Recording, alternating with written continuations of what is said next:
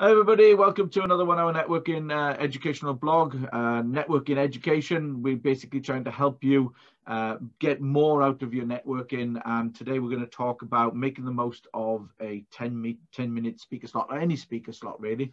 I know personally that when I started my business, somebody said to me, whenever you get a chance, do public speaking. So I've followed that mantra, and I take advantage of any speaker slot that I can get, really. And I think it's really important to any business, whether you're established and you're just talking about new products, new services, and engaging with people and telling them exactly what you do, or whether you're a new business. And I know Jay has basically just set up Key Tech Services. He's been in IT for eons. But Key Tech is a new business, so I'm sure that Jay is going to be taking advantage of any public speaking that he can, really. Yeah, definitely. I mean, the thing about public speaking, particularly with 10-minute presentations, you get a captive audience. So you get 10 minutes to discuss what you sell, how your services are, your products, and who you want to talk to. But you've got a captive audience for 10 minutes. And let's be honest, in any society, you don't tend to get a captive audience for 10 minutes. So public speaking is going to be something that I definitely look at as part of the new business. But whether it's, like you say, whether it's an established business or a new business, that 10 minutes of, and I'm going to say captive audience, is, I think, well received by the people who are listening, because they're listening to you and you only. Yeah. I think one of the things that, there's certain things you've got to do when you're doing your 10-minute presentation as well. I think,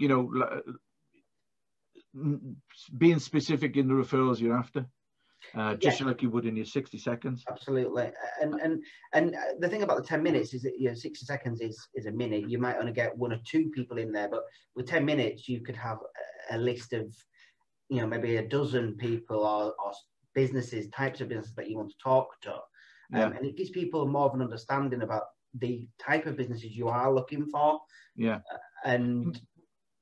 But you can share your screen as well, and if you're sharing your screen and you've got a good presentation, then you can actually list them physically on the screen, so you can get as many as you want in, really.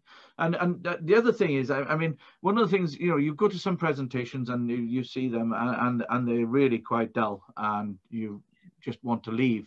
I think you've got to be a bit of a storyteller when you're doing your 10 minutes, and you've got to talk about what you did and how we helped and how it was beneficial to the client and stuff. It's about making it memorable for the person who's listening.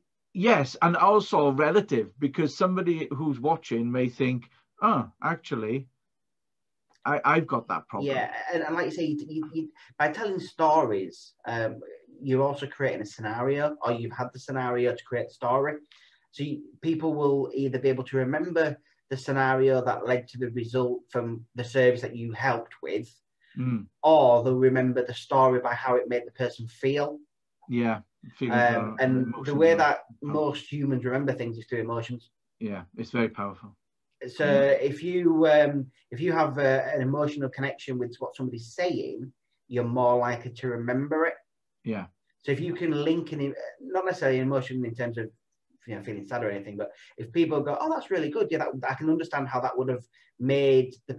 So let's say company A helped company B, and company B was ecstatic and they're really excited because they had problems and now they don't, because company A fixed them. If somebody can relate to that feeling of how that made the company feel, they can relay that to other people much easier. Yeah. But yeah, I mean, the thing about the 10 minutes is definitely you've got a captive audience. You've got a longer time to be able to turn around and say, I want to listen to, like you say, 1 to 10 people as opposed to maybe a couple. And absolutely, if you get an opportunity to do public speaking, whether it's in front of 5 people, 10 people, 150, whether it's over Zoom or face to face, do it. Snap it. I know I will be, and I'm sure we'll be hearing a lot more from you in the future. Indeed. So excellent. Well, thanks for joining me, Jay, and thanks for watching, guys, and we'll see you next time.